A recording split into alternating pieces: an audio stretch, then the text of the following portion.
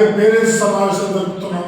Parents సమావేశాల్లో కూడా ఈ విషయాలను వాళ్ళకు మనం తెలియజేయాల్సిన అవసరం ఉందని మనం భావించి ఈ అంశంపైన మాట్లాడడానికి అందరినీ మనం పిలవడం జరిగింది.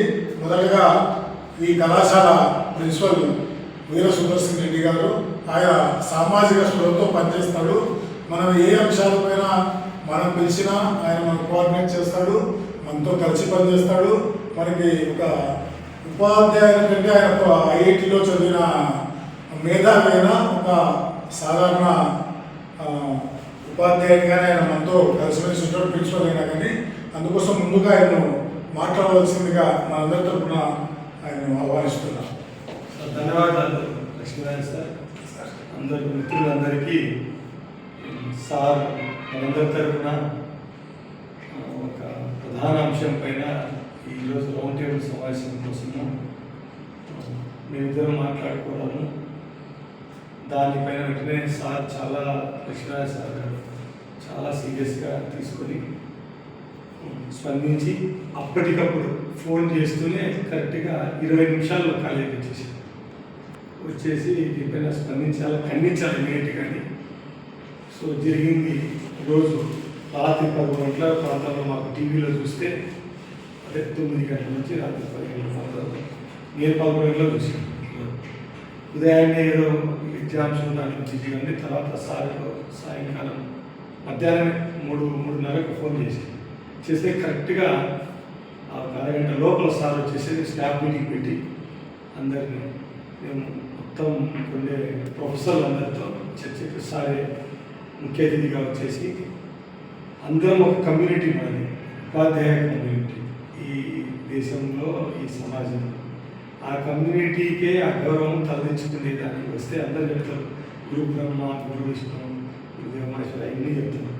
తల్లి, తండ్రి, గురువు అని దైవం కన్నా ముందు ప్లేస్ గురువుకే ఇచ్చారు. పెద్దలు చెప్తున్నారు తరతరాలుగా వస్తుంది ఎంతో కాలంగా.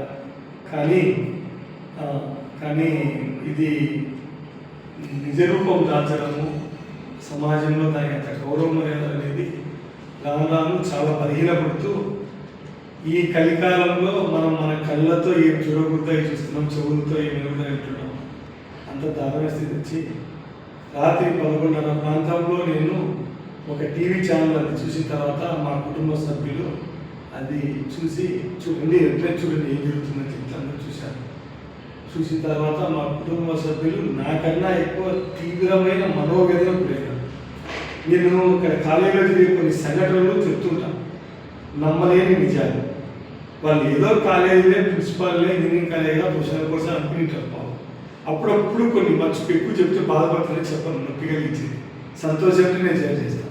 మనం దుఃఖం మళ్ళా వాళ్ళ దుఃఖాన్ని ఎందుకు పెంచాలా అని చెప్పి. కానీ ఆ సంఘటన జరిగిన తర్వాత చూసి ఏం జరుగుతుంది, ఒక ఇంజనీరింగ్ కాలేజ్ ఇలా జరుగుతుందా అంటే ఇట్లాంటి జరుగుతూ ఉంటాయి అని 2-3 ఎగ్జామ్స్ చెప్పాను. నేను చూసేది చెప్తూనే వెంటనే రాత్రి అంటే ఆ చర్చ స్టార్ట్ అయ్యాక మా మధ్యలో 12 మిడ్నైట్ అయిపోయి ఆ రోజు నెక్స్ట్ డే చెప్పాను, దయచేసి ఒక విన్నపము, మిలిటరీలో 20 ఏళ్ళు పనిచేసి 22 ఏళ్ళ రిటైర్మెంట్ అంట, మీరు కూడా నియాలు చెప్పుకొని జాబ్ అనేయండి. చాలా ఇంతవరకు చేసిన అడిగింది. ఎందుకు అలా అంటే ఒక సంఘటన ఎక్కడో జరిగింది చూస్తేనే వాటి ఇలా అవుతుంది. 2-3 ఎగ్జాంపుల్ చెప్పాను, నేను పే చేసి నేను కూడా చెప్తాను. ఈ మధ్య కాలంలోనే ఒక 3 వారాల క్రితం పే చేశాను.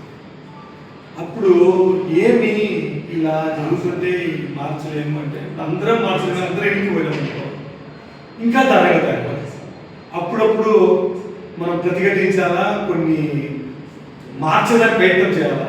గాంధీ సిద్ధాంతం అవసరం, సుభాష్ చంద్రబోస్ గారి సిద్ధాంతం అదే. మనకు పెద్దలు సాధ్యం చెప్పారు చూడు, నిదానమే ప్రధానం, ఆలస్యం అవుతున్న విషయం. 2 వినాలి, సందర్భోచితంగా ఏది ఎప్పుడు పడితే అప్పుడు పాటించాలి. ఇది కూడా అంతే అని చెప్పి చాలా దూరం బాధపడి నెక్స్ట్ డే ఎన్ని యూనివర్సిటీ ఎగ్జామ్ చాలా టైట్ షెడ్యూల్ అనేది. కొంచెం రిలీఫ్ అయితే సార్ చేసి అందరూ చెప్పేసి అందరిలో బాధ అందరికీ ఉందంట. బయట వ్యక్తం చేయడానికి టైము, సందర్భము మనకెందుకులే ఆడనుకుంటా అది పోవాలి. ఇప్పుడు 50 విశాఖపట్నం అయితే నెక్స్ట్ డే మార్నింగ్ మేము స్పందించి కరెక్ట్ 24 అవర్స్ లోపల మేము చూసినాక పేపర్లు వచ్చింది, ఈనాడు పేపర్లో. చాలు మనందరి తృప్తికి, మనందరి తరఫున ఒకటి అయ్యా కడప జిల్లాలో శాఖ జరిగినా కూడా ఖండించారు. ఉపాధ్యాయ సంఘాలు, సామాజిక సంఘాలు, విద్యార్థి సంఘాలని వచ్చింది. అంటే వాళ్ళు ఎవరో చూస్తారు కొంతమంది, వాళ్ళలో చాలా అదే మనం చేసిందే బాగుండే అట్లా కొంతమంది చూసి ఇన్స్పైర్ అయ్యారు. అది మనకేదో రావాలని కాదు, దీన్ని ఎలా ఏమైపోతుంది మన సమాజము అనేది చాలా ప్రధానమండి. మనం జీవితంలో మన దైనందిక జీవితంలో చూస్తే ఎక్కువ పర్సెంటేజ్ చదువుకునే వాళ్ళే ఉంటారు. స్కూల్ నుంచి చూస్తే జనాభాలో ఎక్కువ, అంటే ఎల్కేజీ నుంచి పీజీ వరకు జనాభాలో చదువు. వీళ్ళకు మంచి చదువు నేర్పించాలా అని సార్ బాగా చెప్తుంటారు చాలామంది. అందరూ చదువుపై అంటే నేను ఎప్పుడు చెప్తాను, మీరు ఏమో ఆశ్చర్యపడే విషయం ఏమంటే, నేను ఎప్పుడు బాగా చదువుకోమని ర్యాంక్ చెప్పాను. పద్ధతిగా ఉండండి, సంస్కారము, సంస్కృతి, వినయము, విధేయత, పెద్దలైన గౌరవము, భగవంతుని విశ్వాసం పెట్టుకునే చెప్తాను. రోబో ఏదో సినిమాలు నిజంగా అట్లా కంటే బుక్కలు అయిపోతారు, ఇంటికి స్కాన్ చేసుకుంటారు. మరి దయ్యం లేని మనసు లేని రోబో ఎట్లా చేయొచ్చు అంటే, మనిషిని ఎన్ని చదివితే ఏం ఉపయోగం? అసలైంది లేకుంటే. Knowledge without character is a deadly sin, science without humanity is a deadly sin, politics without principle is a deadly sin, commerce without ethics is a deadly sin, worship without sacrifice is also deadly sin అని 7 deadly since Mahatma Gandhi గారు కాల్చినప్పుడు, గాడ్సే గారు కూలినప్పుడు శిష్యుడు చెప్పాడన్న, నా సమాధి పైన ఈ 7 డెడ్లీస్ అంటే ఘోర పాపాలు, చిన్న